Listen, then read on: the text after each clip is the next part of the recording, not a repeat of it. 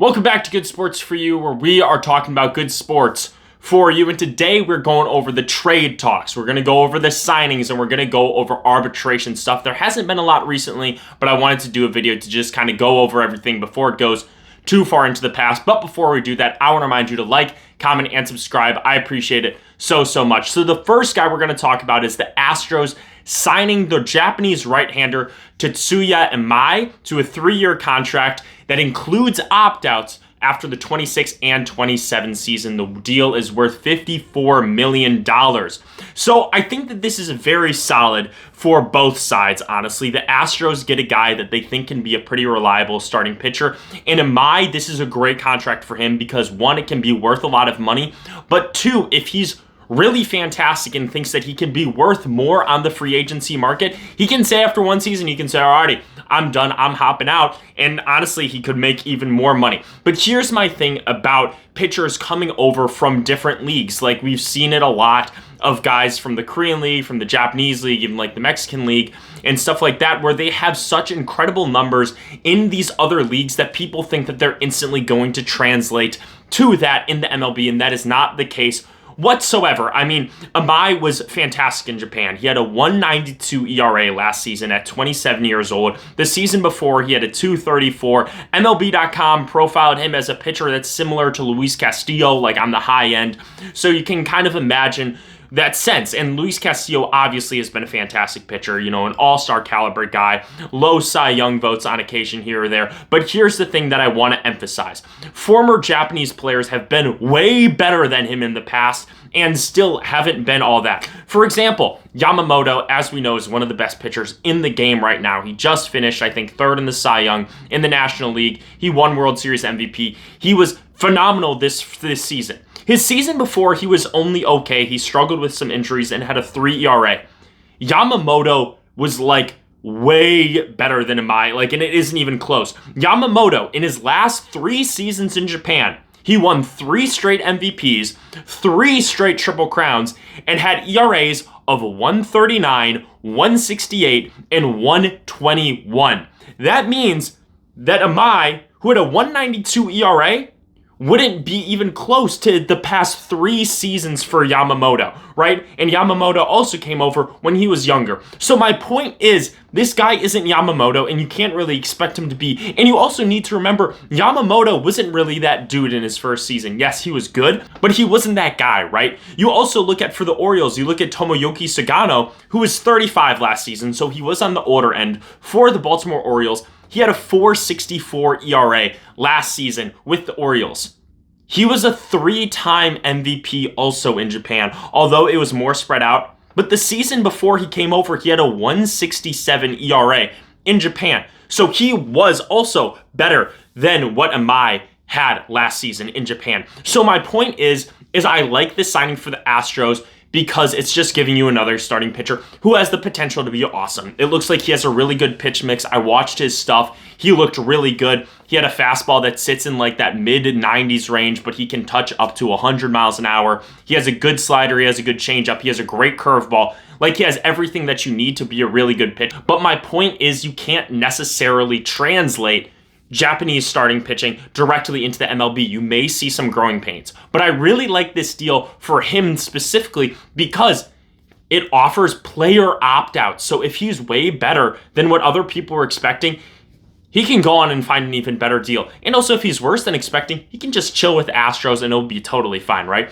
One thing also that I want to add is that Scott Boras said that he's done everything that Yamamoto did in the Japanese league. That's not true whatsoever. Like, he's not the caliber of pitcher that Yamamoto was. So I'm just saying, like, pump the brakes a little bit. And also, like, in other foreign leagues, like the Korean Baseball League, Josh Lindblom was supposed to be that guy, right? He won, like, their MVP, their Cy Young. He came over to the Brewers. That's why I'm talking about him, because he's the one that I know the most about. And he was just, like, straight up bad, right? So it does not always translate. Next up, though, we're going to be talking about another Japanese player, and that is the third baseman, Katsuma Okamoto, and he's signed with the Blue Jays on a 4-year deal worth $60 million with a $5 million signing bonus, and it doesn't include any opt-outs. This is another deal that I like for both sides. I mean, you get a nice long deal, 4 years, $60 million. That's nice for a guy who's just coming over, so you're not really sure. You're kind of testing the waters. And for the Blue Jays, it's not very expensive for a guy who has huge upside. He has really good pop. He has good home run potential. He's a consistent 30 home run guy in the Japanese league, and he cracked 41 home runs in 2023, right? So, like I said, this doesn't always translate one-to-one, obviously, but I kind of tend to trust the hitting like a little bit more to translate, because like power is power, right? So we've seen what he can do in Japan. We're just waiting to see what he can do in the MLB. And this just continues a very aggressive offseason for the Blue Jays. Obviously, they got so close to winning a World Series last year that why not make the push? This includes signing Dylan Cease and Cody Ponce, which I don't have a ton of faith in, but Dylan Cease, I'm not his biggest fan. They're going after him. They gave him a huge contract, and they're hoping that he can be an ace. But now this brings into question, okay, now you're paying another infielder $60 million. You have Bo Bichette basically waiting in the wings. What is going to happen with Bo Bichette, this guy who has been a cornerstone of your entire franchise?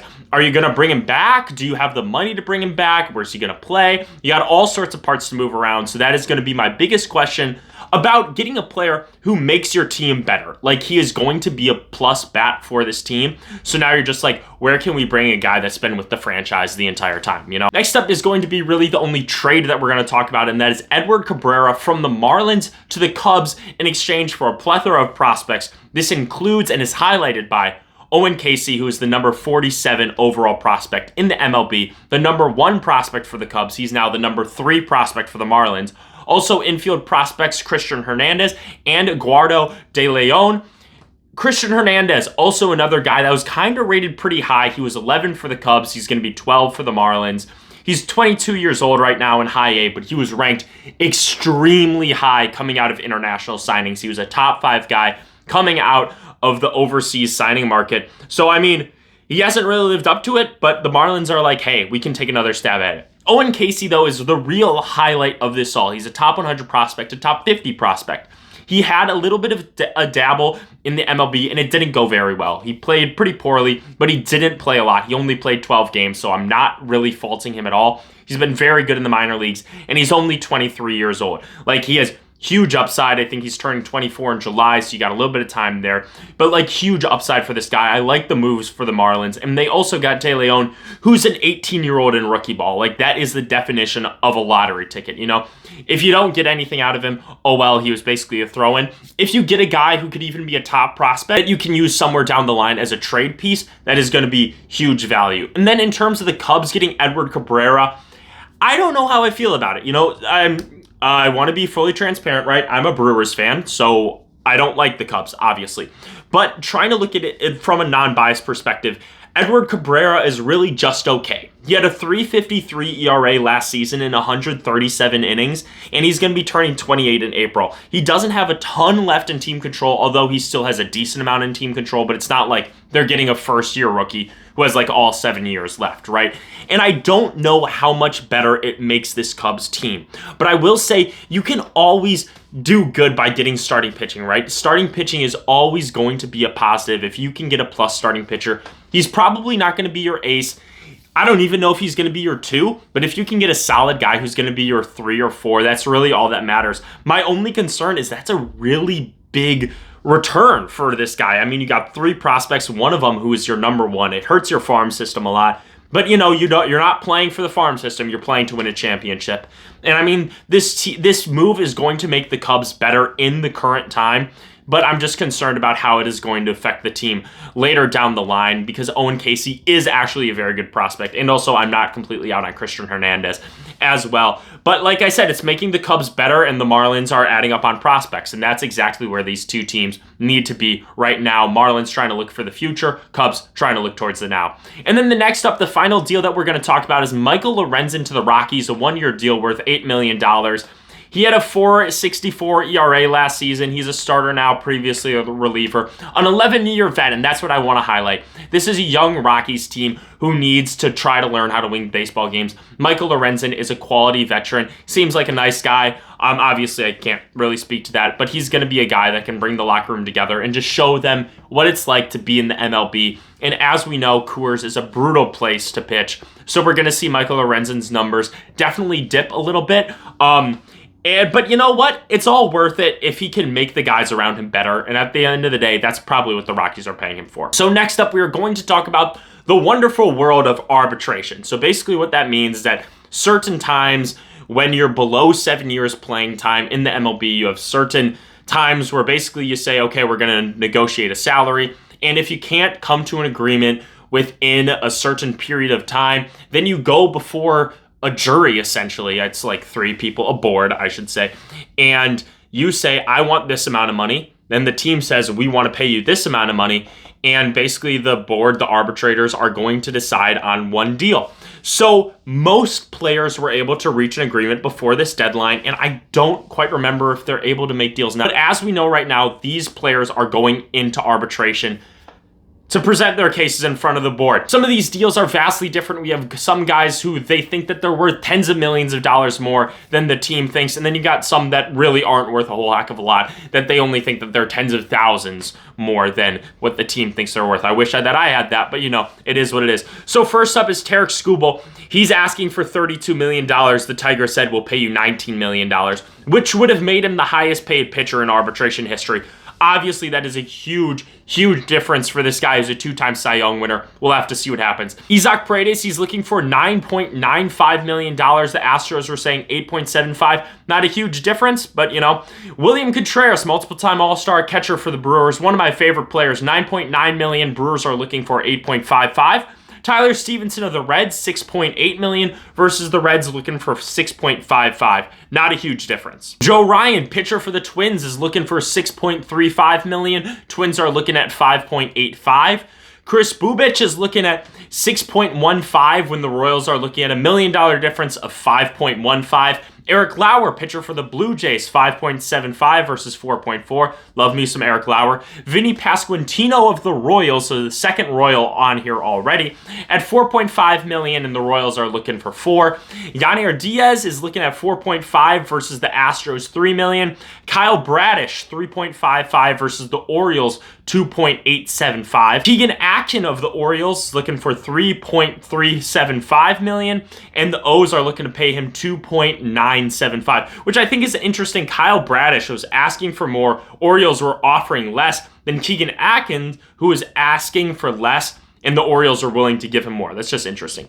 Reed Detmers is asking for $2.925 million from the Angels, and the Angels are looking to give him $2.625. Bryce Miller of the Mariners is looking for $2.625, and the M's are willing to give him $2.25.